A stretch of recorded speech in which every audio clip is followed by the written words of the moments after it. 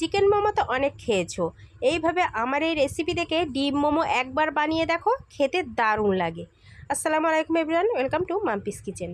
1 cup ময়দার মধ্যে সামান্য একটু নুন, একটু সয়াবিন তেল দিয়ে অল্প অল্প পানি দিয়ে একটা ডো তৈরি করে তার উপর একটু তেল ব্রাশ করে এটাকে 15 মিনিট রেখে দেবো। তার মধ্যে ফ্রাই প্যানে তেল দিয়ে 2টো ডিম ভেঙে এইভাবে হালকাভাবে ভুজিয়া করে নেব। ডিমের ভুজিয়াটা যেন একদম সফট থাকে। তো তারপর সেই লেচিটা 10 মিনিট পর ভালো করে মথে নিয়ে ছোট ছোট লেচি আকারে কেটে এইভাবে পাতলা রুটি করে বেলে নিয়েছি। আর খুব পাতলা হবে আমি সেটা তোমাদের দেখিয়ে দিলাম। তার মধ্যে এবার এখানে নিয়ে নিলাম পুরের জন্য গ্রেট করে রাখা গাজর কুচি, পেঁয়াজ কুচি, ক্যাপসিকাম কুচি আর 2টো কাঁচা লঙ্কা কুচি, আর আগে থেকে ভেজে রাখা ডিম।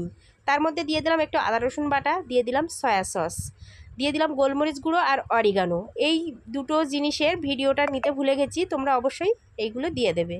তারপর 2 চামচ পুর এইভাবে দিয়ে আর চারিদিক থেকে একটু পানি লাগিয়ে দিয়েছি যাতে করে ভালোভাবে সিল হয়ে যায়। তারপর এইভাবে পাকিয়ে সুন্দর করে শেপ দিয়ে নিলেই আমাদের মোমো হয়ে গেল। তো তোমরা তোমাদের পছন্দ মতো শেপ দিয়ে নিতে পারো।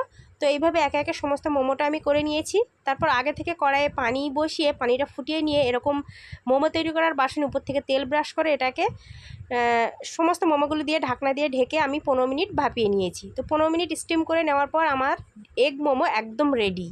তো এরকম খুন্তির সাহায্যে একটু খোঁচালেই সমস্ত মোমোগুলো উঠে যাবে। দেখতে কিন্তু দুর্দান্ত, খেতেও দারুণ টেস্ট হয়েছিল। রেসিপিটা অবশ্যই একবার দেখে ট্রাই করতে পারো, খেতে দারুণ ছিল।